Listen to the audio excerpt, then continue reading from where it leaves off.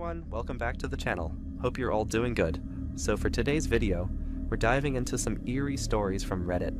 These aren't your usual jump scare type stories, they're the kind that slowly get under your skin and stick with you after. If you've been enjoying the Halloween horror videos so far, make sure to drop a like and let me know in the comments which story creeped you out the most. And if you're new here, don't forget to subscribe. There's plenty more on the way. Alright, let's get into it.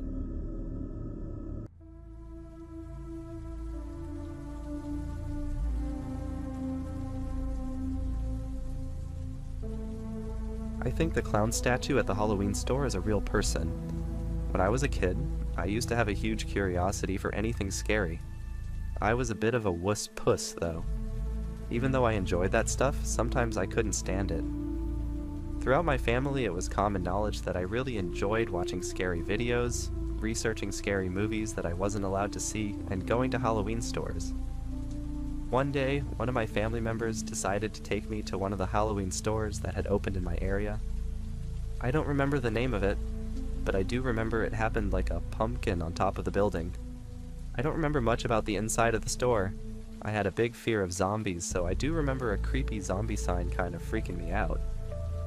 After we had finished looking at everything, I asked my family member if we could go to Chipotle. They agreed.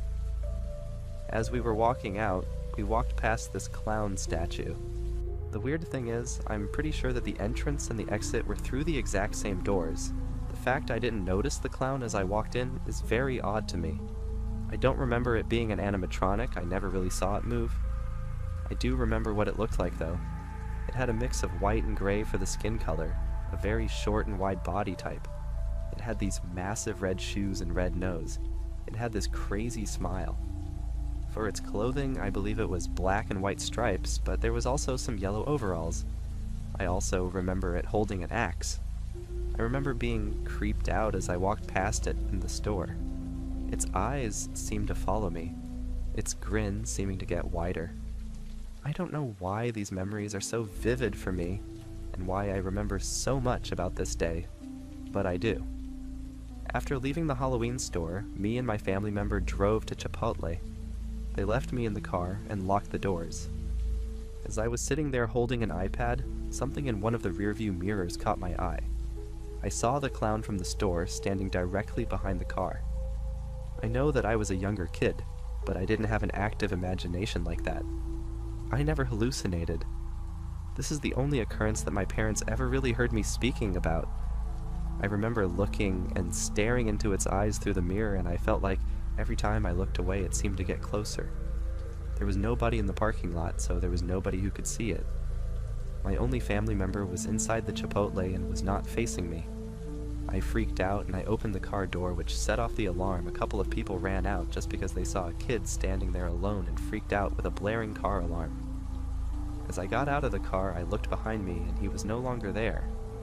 As I drove home, I got this uneasy feeling, as if I was being watched. It was just me and my family member in the car, but I still had that feeling. That night, I went to bed. At the time, I shared a room with my older sister. As I sat in bed and dozed off, I remember having a strange dream. From the fan in my room, there was a zombie baby clown thing tied up from its feet, hanging from the fan. There was like lightning flashes, and my room was molded, and I was the only thing in there. I was sleeping on a mattress on the floor, and I had a little tent with an elephant projector that showed stars at the time, while my older sister got the bed. After my nightmare, I woke up with a strange feeling. I remember my hands feeling queasy and feeling like I had to throw up. Then my glance shifted to my doorway. In the doorway, I could see the faintest eyes and smile appearing from the dark. As I started it, the face started to become more clear. It was the face of that clown. I've tried to think of many things that could have possibly happened and why I was seeing this. People have asked if maybe it could have been my family member playing a prank on me because they knew I was creeped out after singing in the store. My family member lived very far away from me and had no way to get into my house. I have tried to think on if it could have been a dream, but it wasn't. The reason I know this is because after seeing this thing, I immediately was freaked out, obviously. I stood up very slowly, not breaking eye contact, and I crawled into my sister's bed. I shook her awake and I looked away for 1 minute, and then when I looked back and my sister had woken up, the clown was gone. I don't know why this specific story from my childhood is stuck in my head, but it has. Now that I'm grown, I tend to dismiss the story even more, just blaming it on my overactive imagination, and I had for years. That was until last week. I had went out with my friends for a movie, and since there is a smoothie place right across the street, we just kind of walked there for dinner. I had to take some work calls, and my friends all had somewhere they had to be, so eventually I was the only one left inside the store, other than the workers. As I walked outside, the parking lot was almost empty. I know I said we were getting dinner, but this was really late at night, like almost 1 a.m. As I started walking towards my car, I got that feeling of being watched or stalked by something. As I approached my car from the front, I saw something shuffle in the back seat. I decided to change my ankle and started going to the side of the car to look through the passenger windows. That's when I saw it. The clown. It was smiling at me.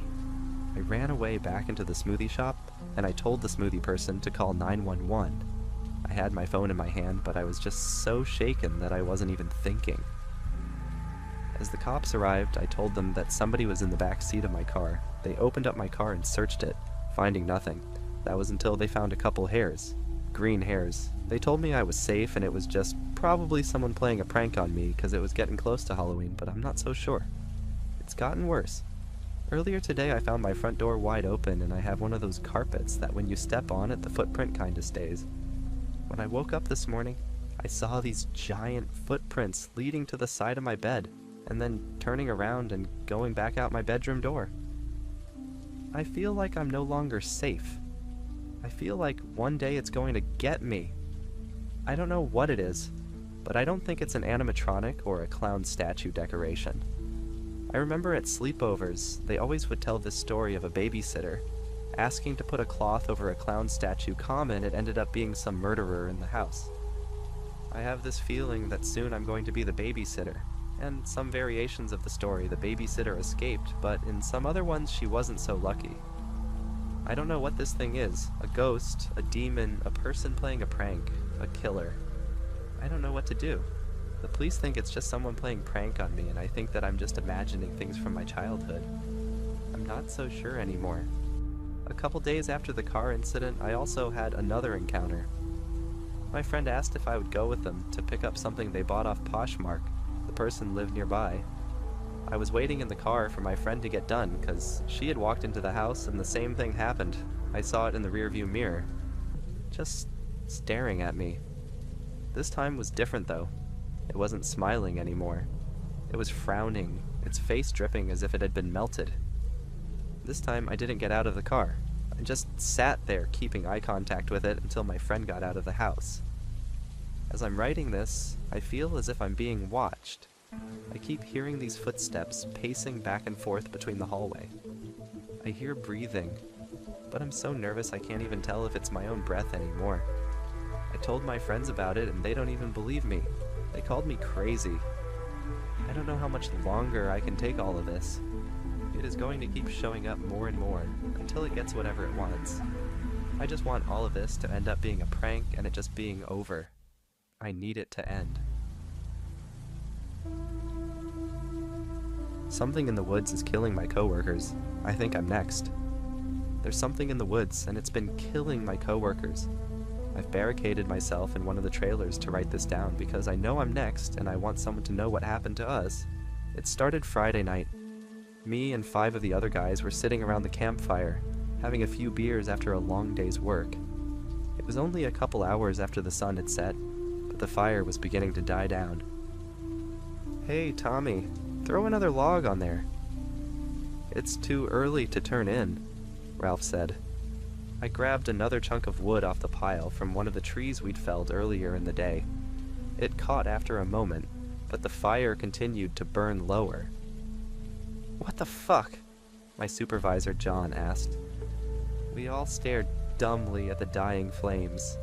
If only we'd acted sooner, maybe we could have, made a stand or something. The fire was only a few inches high now when someone's head snapped towards the forest. "Jens, hear that?" he whispered. We all listened. Most of the guys shook their heads, ears dulled from years of working chainsaws and heavy equipment before safety protocols required ear protection. But I could hear a soft singing, barely audible over the guttering fire.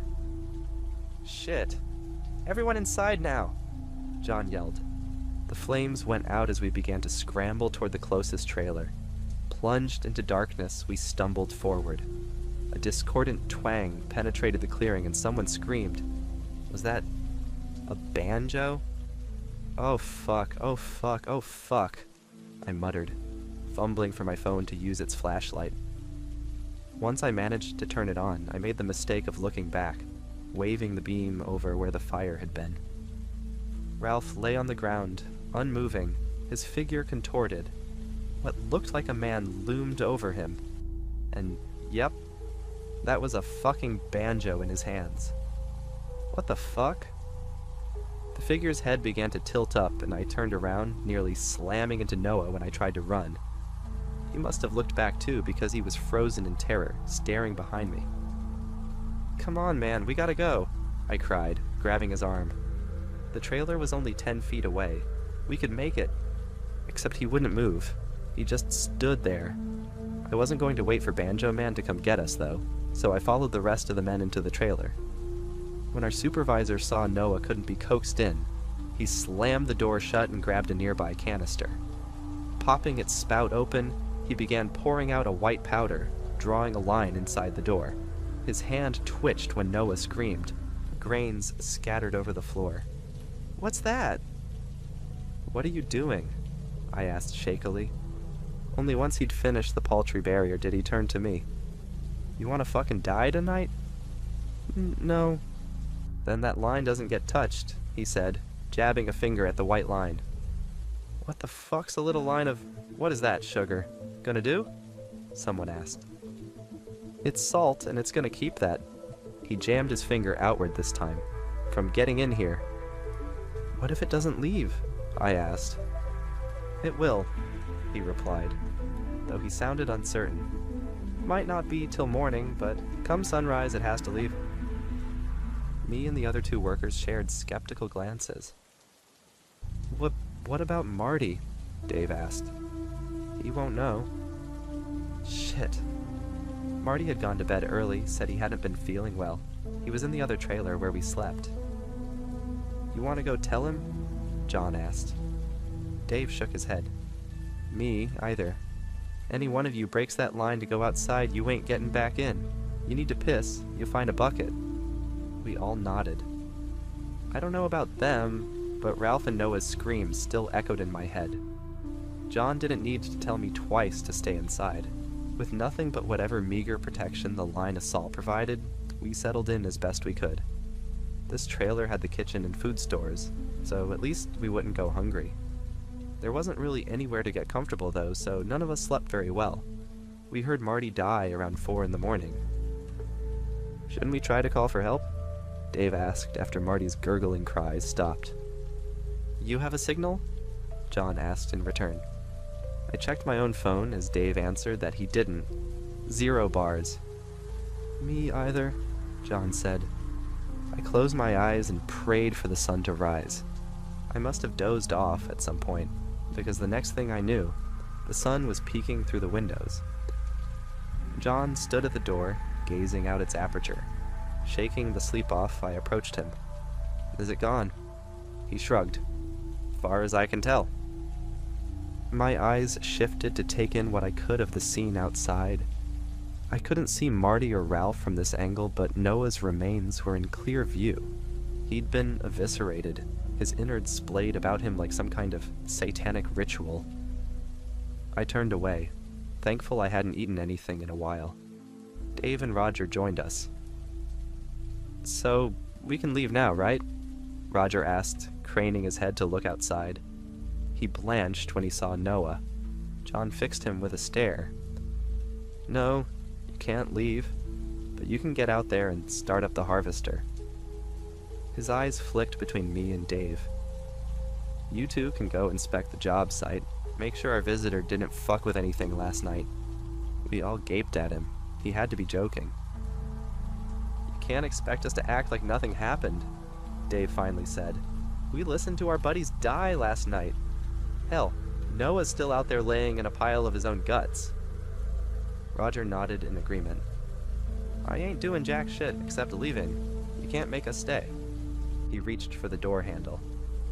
You leave this job site, you lose your job, John threatened. Roger shook his head. Logging's already dangerous enough.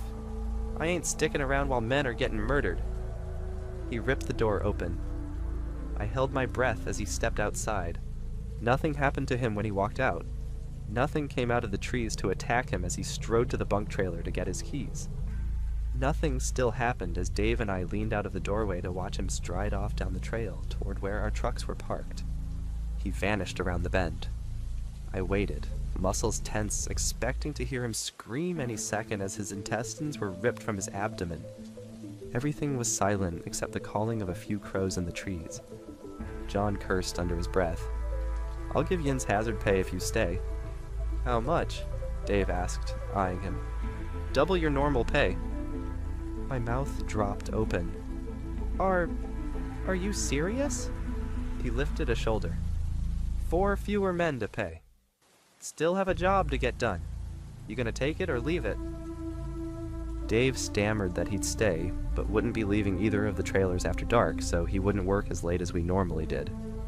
While a smarter part of me argued that I needed to leave right the fuck now, I couldn't leave him there by himself, and double pay was a lot of money.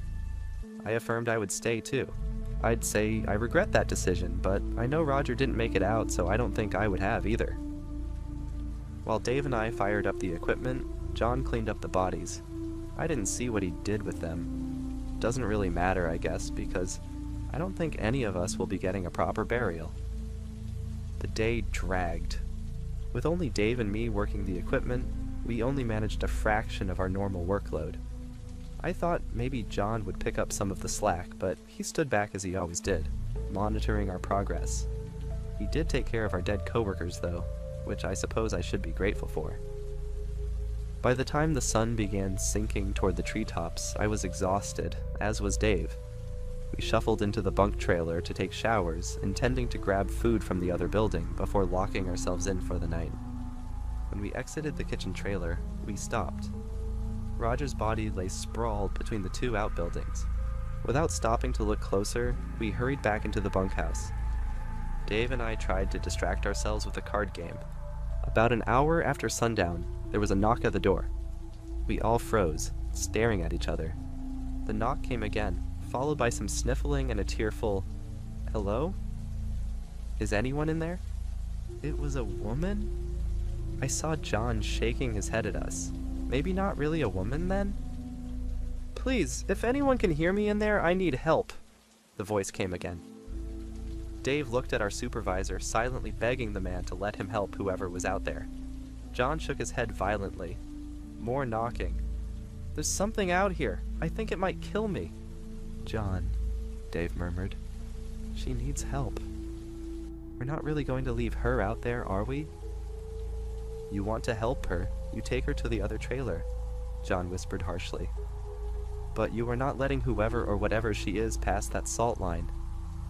My coworker hesitated at John's words, but the pleading outside was clearly upsetting him. I knew he had a wife and young daughter at home. Maybe he was imagining it could be one of them out there, and wouldn't he want someone to help them if it was? Dave approached the door, opening it slowly so it wouldn't disturb the line of salt across the threshold. I couldn't hear what the woman said to Dave when he opened the door, but the rise and fall of her voice had me out of my seat and drifting toward them before I knew what was happening. The only thing that saved me was John grabbing my shirt. Jerking out of my trance, I saw the doorway was open, yet empty. A stiff breeze blew into the trailer, and John rushed to slam the door shut and fix the salt line. He leaned against the door, breathing hard. Something slammed into the trailer next to him, and John leapt back, stumbling over his feet before falling on his ass. "Fuck," he muttered. "We're gonna lose the company with the coming lawsuits from family." My jaw dropped open. We were the last 2 left of a team of 7, and he was worried about getting sued? Joke's on him, because he wouldn't be around to deal with it. We both tried to get some sleep after that. Tired as I was, I passed out pretty quickly.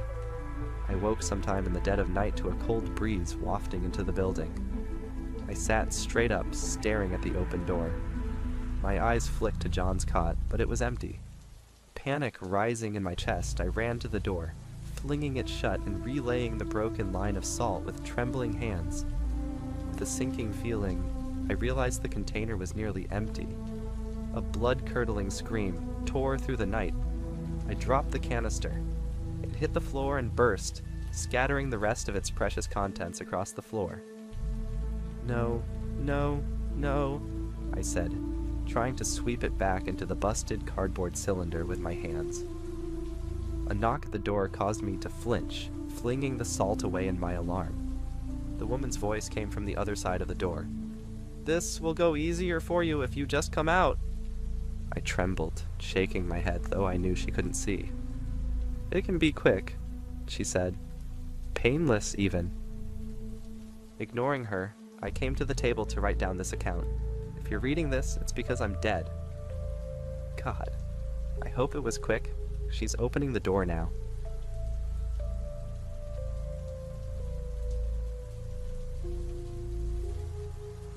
My dad's story while in Hawaii. This story is from my dad when he was in college. He doesn't talk about it much, but it is a story that spooks me. My dad did a summer semester at the University of Hawaii while in college, really just taking random classes and having fun. Anyway, one day as a class group, they went on a field trip to this sacred site.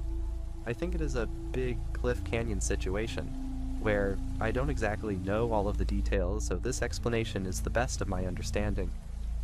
During a war, a group of natives jumped off the cliff instead of being killed by whoever they were fighting against / being invaded by. At the time they are there, it is crowded. Lots of cars parked and other groups of people. The wind is blowing, and generally it is busy. My dad is there with his class, and him and his friend decide they both need to pee, so they walk down and find a tree. Both pee on it, and then when they walk back up, everyone is gone. The wind stopped blowing, the cars were gone, and they were all alone. Neither of them knew what happened, and they start wandering around looking for other people in their group, and eventually walk back down to the tree and back up. Finally, the people are back, and the group tells them they had been looking for them for over an hour and thought they had fallen off the cliff or something. They get back to the dorm, and that night one of the girls in the group, who had taken a rock from the site, sees a green man or figure standing on her bed staring down at her. She screams and he vanishes, but it really freaked her out. The next day, they tell the hall director, a native Hawaiian, about what happened, and my dad said he went kind of pale and told them they had to go back ASAP. They go back as a group, and my dad and his friend have to apologize to the spirits and go back to the tree and apologize there as well. The girl also had to apologize and leave the rocks. But growing up, whenever we would go on hikes in New Mexico or Colorado, my dad would always tell us to leave the rocks we found, but I didn't know why until he told this story to me when I was probably 10 or 12. I never take rocks or anything from anywhere because you never know what could be attached to them. My dad doesn't like to talk about it much because of how much it freaked him out, and he said he will never ever go back to that site.